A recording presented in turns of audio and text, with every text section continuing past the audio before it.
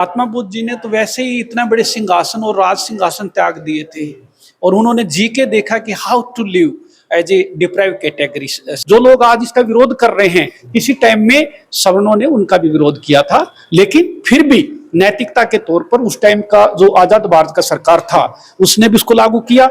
एक ह्यूमैनिटी के नाते जो मेरा छोटा भाई है या जो हमारे बराबर का भाई है, जिसको पत्तल में भी नसीब नहीं हो रहा खाना, उसको कहीं न कहीं एक ढंग का खाना और उसके जीवन को बढ़ने का एक मौका देना चाहिए और उससे जेलस नहीं होना चाहिए। बाबा साहेब के मिशन के मानने वाले व्यक्ति के लिए कोई समाज, क्षेत्र, भाषा, लैंग्वेज, राज्य नहीं होता है। उसके लिए सिर्फ मानवता होता है। जो गरीब आदमी है, जो हल्का है, जो जमीन पे पड़ा है, उसको उठाना, जो भूखा है उसको खाना खिलाना, जो प्यासा उसको पानी पिलाना है।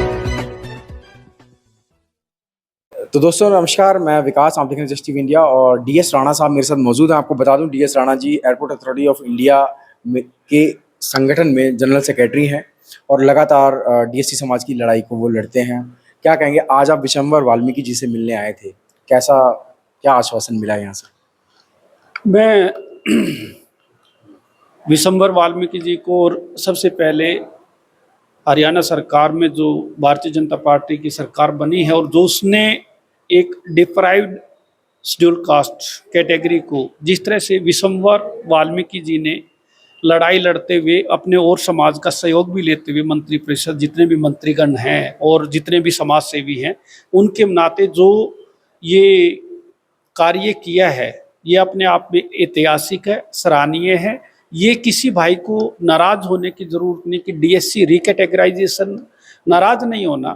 ये तो एक भाई, एक परिवार के दो भाइयों का वो बंटवारा है कि एक भाई मजबूत है, एक भाई थोड़ा कमजोर है, तो दूसरे मजबूत भाई को, कमजोर भाई को ऊपर आने का चांस मिलना चाहिए। वही सुप्रीम कोर्ट जैसा, माननीय उच्चतम न्यायालय जैसी अगर एक संस्थान ने इतना बड़ा डिसीजन लिया है और भाई विशंबर वाल्मीकि जी के माध्यम से मुख्यमंत्री नायब सिंह सैनी के द्वारा जो ये ऐतिहासिक और पूरे भारतवर्ष में सबसे पहला डिसीजन है जो वास्तव में एक डिप्राइव्ड कैटेगरी के शेड्यूल कास्ट को, जो बाबा साहेब का असली मिशन था, शायद उसको साक्षात करने का ये इसमें बिल्कुल भरपूर और एक योग्य आदमी को जरूर अवसर मिलेगा। राणा जी, बड़ा सवाल ये खड़ा होता है, जो अम्बेडकर को मानते हैं, बुद्ध को मानते हैं, समता बंधुता की बात करते हैं और फिर वो डीएससी के फैसले पर विरोध करते हैं, तो कहीं ना कहीं सवाल तो उठते हैं ना। फिर सवाल या यहाँ तो स्वार्थ का सवाल है, ये तो सिंपल सी बात है।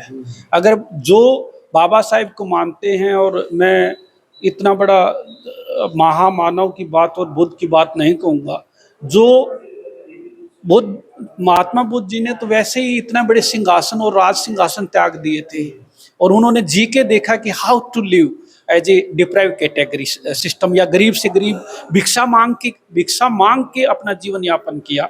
जो अब लोग हैं जो सोने की चम्मच और चांदी की थाली और सोने की थाली में खा रहे हैं, उनको जरूरत है एक मानसिक तौर से ठीक होने की।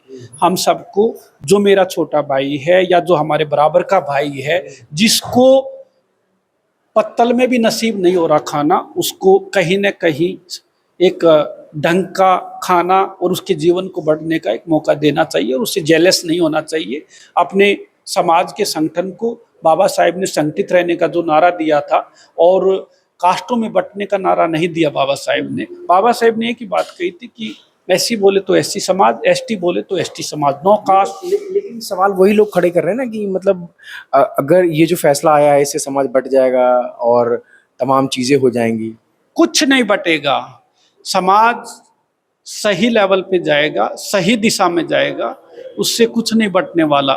ये बात तो आजाद भारत का जब संविधान रच रहे थे बाबा साहेब, तब बड़े बड़े और भी नेताओं ने कहा था कि आरक्षण का प्रावधान रहेगा तो इंसानियत और दुनिया ही मर जाएगी, सब आरक्षण मांगेंगे। पर ऐसा तो नहीं।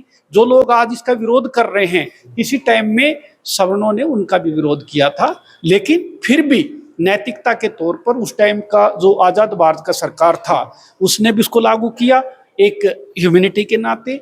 और अब भी जो सरकार है और जो कार्य किया है, जिन समाज के लोगों का, डिप्राइव्ड कैटेगरी के लोगों की मेहनत से और भाई विश्वम्बर वाल्मीकि जी मंत्री जी के सहयोग से और उनके मार्गदर्शन से ये रियली मतलब इट्स इन ग्रेट एंड मतलब हिस्टोरिकल बात है जो। और मैं ये कहता हूँ कि अगले 4 साल में आप ये महसूस कर सकते हैं कि जिस आदमी को सिर्फ लोवेस्ट दर्जे की एक मतलब बिल्कुल नीचे दर्जे की लाइफ जी के अपना यापन किया है, इस 4 साल में अगर रोजगार के अवसर और पढ़ाई के अवसर इसी तरह से इसी आरक्षण के तहत मिले तो वास्तव में जो इक्वलिटी है, राइट है, समानता का अधिकार, वो एससीओ में भी आएगा। लेकिन 4 बार की मुख्यमंत्री रही मायावती, वो इसके लगातार उनका स्टैंड अभी भी बना हुआ है, चाहे वो इलेक्शन का दौर रहा हो, चाहे वो नायब सैनी जी का डीएससी का फैसला लागू होने का रहा हो, उनका स्टैंड क्लियर है कि ये समाज को बांट रहे हैं। समाज को नहीं बांट रहा, वो कहीं ना कहीं फिर स्वार्थी हो रहे हैं। और मैं ये बार बार मैं पहले भी कह चुका हूँ कि बाबा साहेब के मिशन के मानने वाले व्यक्ति के लिए कोई समाज, क्षेत्र, भाषा, लैंग्वेज, राज्य नहीं होता है। उसके लिए सिर्फ मानवता होता है। जो गरीब आदमी है, जो हल्का है, जो जमीन पे पड़ा है, उसको उठाना, जो भूखा है उसको खाना खिलाना, जो प्यासा उसको पानी पिलाना है। और जितने बड़े नेता इसका विरोध कर रहे हैं, ये वास्तव में अपने जो एक मानसिक नैतिक कर्तव्य है उससे कहीं भटके हुए हैं। इनको वास्तविकता पे आना चाहिए। और जो आज तक के जो डिसीजन हुए हैं, अगर बहन जी भी इस लेवल पे पहुंची है तो बिकॉज ऑफ आरक्षण, स्पेशल आरक्षण।